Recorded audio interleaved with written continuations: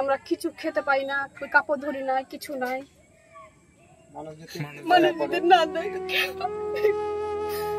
খেতে পাবো না, মানুষ কত দিয়ে চালাবে? অতদিন থেকে দিয়ে দিয়ে চালাচ্ছে।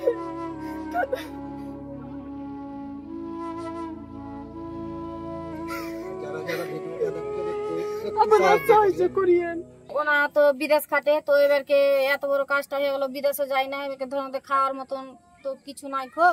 তো আমরা ধরেন পাড়া প্রতিবেশী সবাই দিচ্ছি, তারপরে রান্না করে খাচ্ছে। তাও তো আমরা দেহরি আসি, বলি কি রান্না টান্না করো খাও, মানে ওদের মন টন তো ভালো নাই খো। আচ্ছা দাদা, এখন মানুষের কাছে আপনারা কি চাইছেন? মানুষের কাছে চাইছে বলতে, আমার যে ভিডিওটা যারা দেখছে, আমি পুরার গল্পটা করলাম। তো এই যে জিনিসগুলো পুড়ে গেছে আমার, এই জিনিসগুলো তো আমি আর ফেরত পাচ্ছি না। তো লোকের কাছে আমি একটু সাহায্য চাইছি। 15-16 দিন থেকে তো সব সাহায্য করছে, চাল ডাল তেল আলু যা কিছু লাগে সব দিচ্ছে। তারপরে রান্না টান্না হয়তো করছে, কখন খাচ্ছে কখন খায় না, মনে দুঃখ করে। তো আর পাড়ার লোক কতই বা সাহায্য করবে, সবারই তো নিজের নিজের সংসার আছে। তো যদি দয়া করে মানে ওরাকে সব সাহায্য করে, কিছু দেয়। আগা দিকে তো শীত আসছে, লেপ টেপ তো কিছু নাই, বিছানা কাটা, টাকা পয়সাও তো সব পদে পুড়ে গেছে। তো কিছু যদি মানে দান টান সব করে তাহলে একটু ওদের মানে ভালো হবে। মানে আগা থেকে তো শীত আসছে, বুঝতে পারছেন, লেপ কাঁথা না থাকলে তো মানে মানুষ থাকতে পারবে না। তো কিভাবে আগুন লাগলো আর কেমন ভাবে? সেদিন কি আপনার বাড়িতে কেউ ছিলেন না? পুরো বিষয়টা যদি আমাদেরকে বলতেন।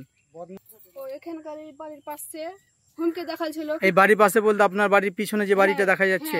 হ্যাঁ, ওই বলেছিল কি 5-6 দিনের মধ্যে, আপনারা উঠে যান না, 5-6 দিনের মধ্যে বাড়িকে পুড়িয়ে দিব, আর মানুষ থাকলে পাঠা দিব, সে বলেছিল। কেন? ও হুক মেরা লাইন লিনিছে, আর 1000 টাকা চেয়েছিল, 1000 টাকা চেয়েছিল। তো আমরা বলছি না, দিব না। আমরা এত কষ্ট করে খেয়ে না খেয়ে বাড়ি করলাম, কি ছেলেকে হোক টানবো, আমরা অন্ধকারই ভালো, সে বলেছিলাম। আচ্ছা, কখন জানলেন যে আপনার বাড়িতে আগুন লেগেছে? সকাল 6টার দিকে গ্রাম পাড়া পড়শি সব বললে, খবর দিলে, ফোন করেছিল যে আমি এলাম। কেমন মনে হচ্ছিল কখন যখন প্রতিবেশী আপনাকে ফোন করে বললো যে আপনার বাড়িতে আগুন লাগিয়ে দিয়েছে, কোথায় আছেন, তখন আপনাকে শুনে আসলে কেমন মানে কেমন লাগছিল? ভালো লাগছিল না, আমার সব শেষ হয়ে গেল, যেন মায়ের পায়ের তলা থেকে মাটি সরে যাওয়ার মতো ছিল না। আমার সব ছেড়ে গেছে, আমার ভালো লাগে না। 5-6 মাস হলো আসা, আর হুমকি দেখাচ্ছে। আমরা বলছি কি হুমকি দেখাচ্ছে, কাজ কেউ করতে পারবে? আগুন লাগাচ্ছে, সে ভেবেছি মনটা কি থাকবে, ভিতরে আসতে পারছি না, হয়েছি, হাঁটতে পারি না, কিছু করতে পারি না। মানুষ চেরা চেরা নিয়েছে আমাকে, আর ধরে ধরে থাকছে সব মানুষ। তারপরে এসেছে আমরাও তো বলছি যে অপেক্ষা করে কিছু আমরা সবসময় চাইছি আমাদের পরিবারের সাথে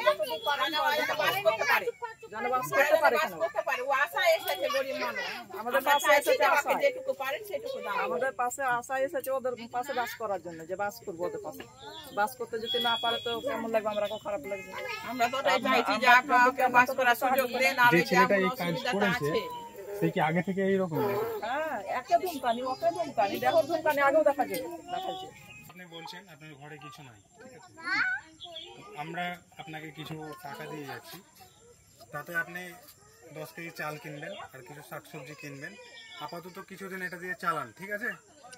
আর এরপরে আমরা আসবো, আমরা মানুষের কাছে কিছু সাহায্য নেব, যতটুকু পারবো, যতটুকু মানুষ পারবে আপনাদেরকে সাহায্য করবে। আর সেই সাহায্য আমরা মোটামুটি এক সপ্তাহ 2 সপ্তাহ পরে এসে আপনাদেরকে আমরা আবার দিয়ে যাব। ঠিক আছে, এখানে 1000 টাকা আছে,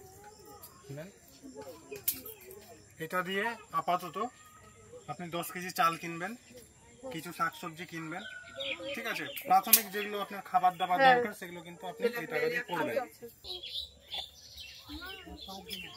আচ্ছা, 1000 টাকা রয়েছে তো? আচ্ছা, ঠিক।